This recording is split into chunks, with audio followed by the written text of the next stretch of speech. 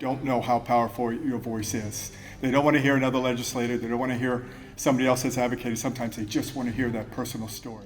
The only way to stop asbestos-related cancers is to ban it. About 40,000 Americans die every year of asbestos-caused diseases. I'll make a short introduction to Patrick Morrison, our speaker. He is Director of Field Services at the IAFF, the International Association of Firefighters. That's 350,000 firefighters throughout the country. I have to say, field services doesn't intrinsically mean anything to me, but when you look and you get a little bit below the surface, he's in charge of health and safety, in charge of education grants, in charge of technical assistance. He has a huge... Some of us here are from New York, and 3 days ago was, yet again, an anniversary of September 11th. And so firefighters mean a lot to us. They mean a lot to everybody in the country. They especially mean a lot to us in New York City, because we remember that, the firefighters, they ran too, not from. So welcome, Pat.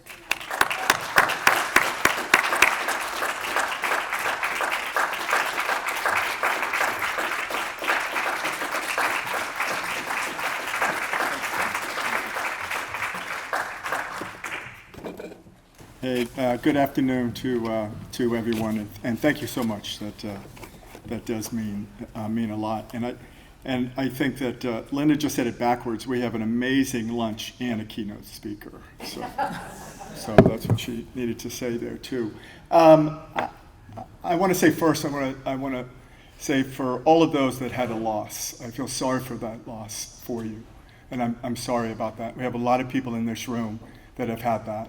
But that loss and those people that are sitting in here that had loved ones, you are the spirit that continues this effort to do what we need to do to make things happen. And you don't know how powerful your voice is. They don't want to hear another legislator. They don't want to hear somebody else that's advocating. Sometimes they just want to hear that personal story that says, this is how it affected me. So I thank you for taking the time and the dedication.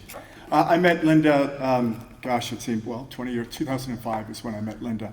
And I met Alan and Emily. Emily was running around and putting things together and table stuff and that there too. So, but I didn't know, I can't remember how I came about to meet her in 2005 at her first conference. I'm in that stage where I go in a room. I'm saying, why am I in this room? So, that she was somebody that I immediately knew that I couldn't run from. I couldn't hide. She had this, I wish she had a little bit more energy in some cases there too, but we're still working on that. We're going to get that to a level that, she can live with. But what she doesn't know, and what the ADAO doesn't know, how that contribution was connected to the fire service. She has not a clue. She doesn't know that. That's not why she was there. She wasn't doing it. Alan, I met Alan. He was there, and he looked healthy at that time when I saw him in 2005. And I didn't know what was about to happen, but I knew later that he knew that he was not going to be around. And he always took a back step. He wasn't out there in the front. That wasn't his thing. But Linda realized that there was an issue, and she wasn't just going to sit and do nothing about it. So she decided that she was going to do something, and wow, has she done it. 2005, you had the ADAO conference. This is the IAFF and what you've meant to us. The first congressional briefing we did in 2008. You helped us with a little bit. 2010 is when we started the NIAR study, and then we were bringing in other parts of that NIAR study that did have the mesothelioma statistics in that. 2015, another conference. 2016, Lautenberg Chemical Safety Act that we were working on. 2017, congressional staff briefing. We came to conferences in 18, and we were given a tribute. And I know Earl is still here. Thank you, Earl. Those what you have done over this. 2019, congressional staff briefing. Times Square, we had an amazing, portrayal of asbestos on the walls on the screens in Times Square. And then, we are going to be fighting with you for the Alan Reinstein ban asbestos. We are never going to go away. We're never going to walk away. This is going to get done. This is going to happen, and we're going to make it. But you have that there too. And I'm kind of going to go over a lot of different things. I know we have an organization, ADAO, and I have ADD, so I get those really mixed up a lot in there too. So just bear with me. I'll get to the point. My staff goes, we give them 10 words and then we make his sentences. So what I'd like to start, just a little history. 42 years as a firefighter, or in the fire service. I did 21 years with Fairfax County Fire and Rescue Department. And 21 years with the International Association of Firefighters. I came shortly after 9/11. I came to the International. They asked me to come over in 2003. I spent 3 months up at 9/11 working with the FDNY Fire Department on amazing projects with amazing people and that research that took place. And when I was a firefighter in Fairfax, health and safety has always been sort of, I've gravitated to that health and safety side of it. On my local 2068 in Fairfax, I became the health and safety officer. So I was always sort of passionate, what do we need to do? And we had a lot of asbestos exposures back then. And the only thing on the books really that protected us from OSHA was 1910-120. And that was the, if you were exposed, that you did have to have medical surveillance. You did have to have certain protections in there. That was the only one. It was a little subset in that. And a lot of us didn't know what that was. We represent now 350,000 firefighters, US and Canada. I usually don't talk about this part, but I am. In 2020, I was diagnosed with esophageal cancer. And that was like, okay, esophageal cancer, from there I had, they said that we think we got it early. They got it in stage 2. I was very fortunate to get in stage 2. It was just done on an endoscopy that I was having before for GERD and for other things. And this came up completely different from that. And then I remember going to Johns Hopkins. I remember there was a firefighter who worked for FDNY, and my thoracic surgeon that was his dad. So he was an FDNY firefighter. And I do remember in Johns Hopkins going down the hall on a stretcher, and I looked at him and said, hey, listen, I've worked with a lot of firefighters, and I know your dad's a firefighter. I hope intelligence has skipped a generation. I hope you're smarter than your old man there too. So he got me back as we were walking, and I asked him, how many of these have you done? He goes, you're my second. I can't remember what happened to the first patient. So, but anyway, 6 months later, chemo, they took out a third of my stomach, a third of my esophagus, and I said, well, what part about this is catching it early? I mean, why do we have to go to this extreme? And you have to with that, with what's going on with esophageal cancer, and chemo and radiation. So I'm real passionate about early detection. I'm real passionate about, can we get this early detection out there? We're really pushing it in the fire service. We're really trying to make sure that the screenings are affordable, that the screenings are part of your job, that you have those tools and you have those protections. This year, at our Fallen Firefighter Memorial, that's in Colorado Springs, the previous year we put those who have died in line of duty. And we include in the line of duty those that have died of heart attacks on the fire ground, those who have died of fire itself, the trauma of that fire. And we were the only organization that we put occupational cancer on that wall there too. So we have getting close to 8,000 names going all the way back to 1918. It's a beautiful, sad memorial, but it's a place that we can go and make sure that we have a saying. We can mourn the dead, but let's fight like hell for the living, and let's get these protections. So this year we're going to place 308 names on that wall. Additional names on that wall. Some of the, we have fatal injuries, 16. We have heart attacks, 25. Suicide is one that's coming up. We have 17 names we're putting on suicide. That's another area that we're working really strong on that heart, 25. But cancer, 232 names are going on that wall for occupational cancer. And those are the cancers and those are the exposures of cancers that are part of our job. These are not every single cancer that a firefighter gets, but that is an exposure. We have presumptive laws in states that have certain cancers that we're protected with, and that's what we put on that wall. So just to give you where we're at, just to give you the epidemic that we're at there too. NIOSH, we went to NIOSH, and this was around 2000, I think it was around 2008, Dr. Tom Hales, who I talked to a lot. I said, Tom, you keep saying that the death on the fire ground is heart attack. That's the greatest number. And I said, I agree with you on the fire ground. But I said, I keep seeing these cancers coming across my desk. I don't, what, can you tell me, can you explain? And we went back and forth. He secured the funding, quite a bit of funding from NIOSH, and they did a study. 30,000 firefighters, Philadelphia, Chicago, and San Francisco. And they went back, it was in 1950, they went back, did a retro, so they went back to and look at death certificates, death index. And what we found was just amazing of the cancers that we had not a clue about. And one that kind of spotlighted with us was mesothelioma. And they came out, NIOSH said that firefighters has twice the chance of getting meso than the general population. And that just came out, that wasn't anything. And then I tied this back into what Linda was doing when I came here, and she was talking to me about the legacy asbestos, the legacy that was out there. And I wasn't on that radar. I mean, I was there, I wanted to come, be nice, and I thought I would get away and I would never see this woman again. That didn't happen. But we continue to do it, but that was what it was. It was that legacy. I didn't know shingles, ceiling, floor tiles, wallpaper, insulation, fireproofs, joint compounding. You just saw some of the presentations. Can you imagine all that in a fire?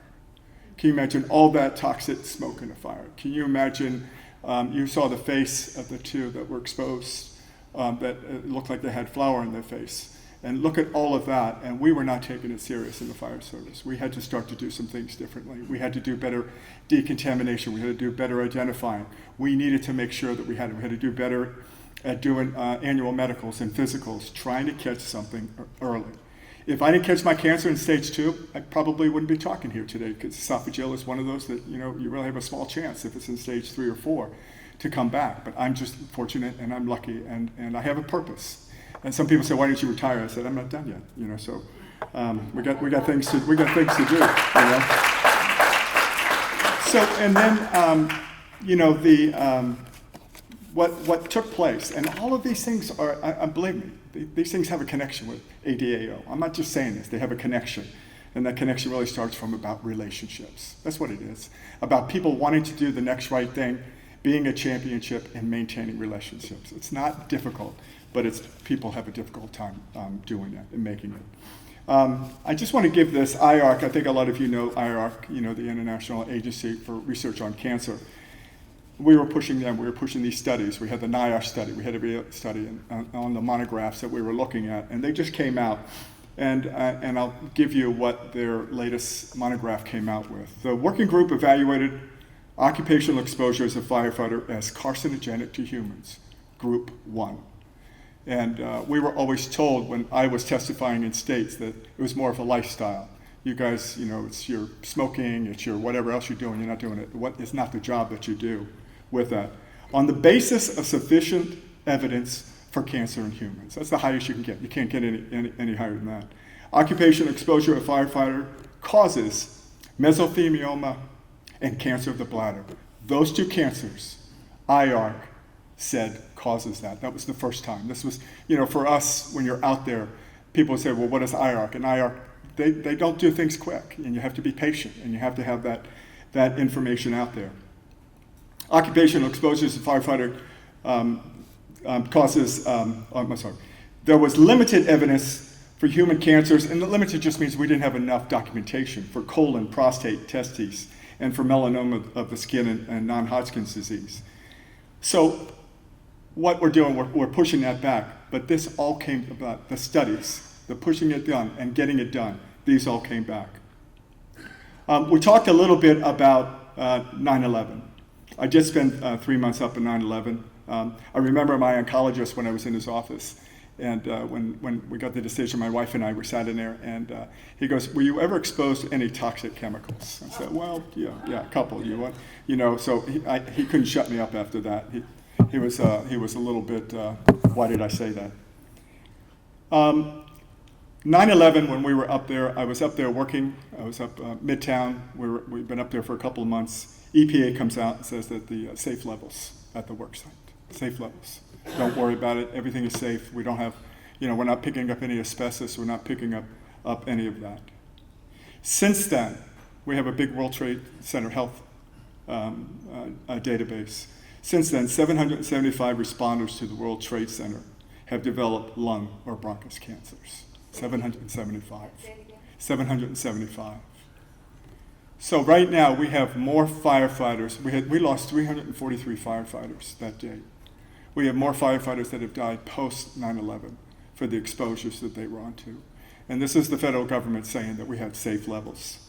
You just can't, that's where you can have anger, but you have to have action associated with that anger, and it's got to be directed in the right place. And that's what we're doing. Since then, we've gone to NIASH. We have a national firefighter cancer registry. So all the firefighters, we're going to be documenting that. It's going to take a while for that, but researchers, where's it? How do you treat it? How do you do that? So we're really taking a look at that in other directions. The other thing I'm going to veer off here a little bit, but I did a lot of work on flame retardants in furniture. If you haven't seen a documentary, it's called Toxic Hot Seat. Jamie Redford, who has since passed, he did an amazing job on that. But it was the first time for me that I didn't realize that the American Chemistry Council was part of this exposure that we were getting from brominated flame retardants put into the foam. And this all came from, I didn't realize this, but it's in the tobacco legacy files. So all they wanted was that they didn't want the government coming in and saying that you have to manufacture safe cigarettes. Stay away from our cigarettes. It's not the cigarette, it's the foam. And so they have put in billions of tons of this in the furniture, everything furniture. But we were able to, and there were people, and there were individuals like Linda that worked on this. We did not realize that. We started getting blood samples. We started to realize that we were being exposed to this, and could we stop this?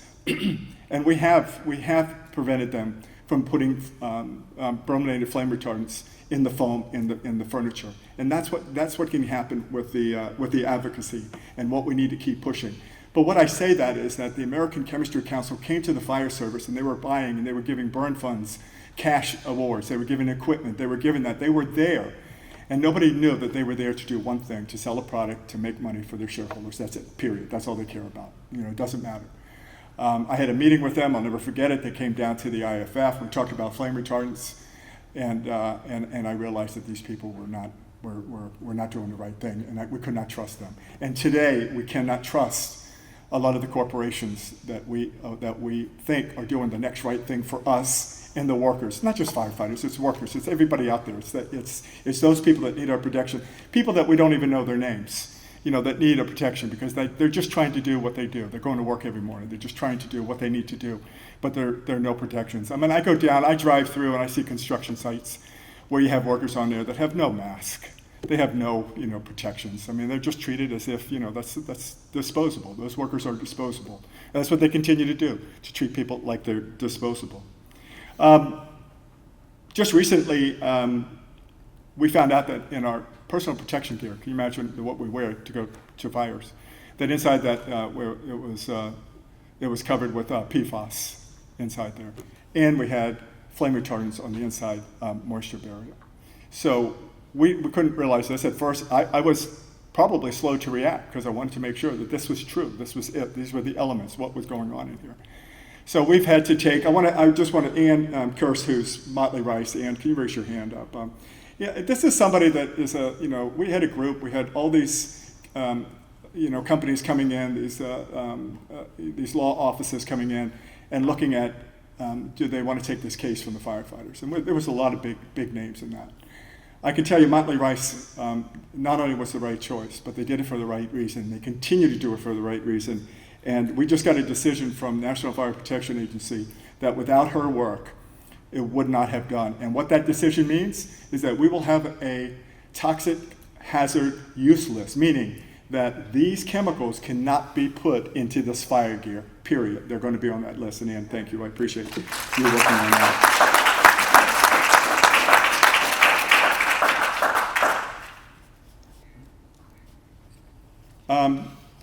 The fight's not over.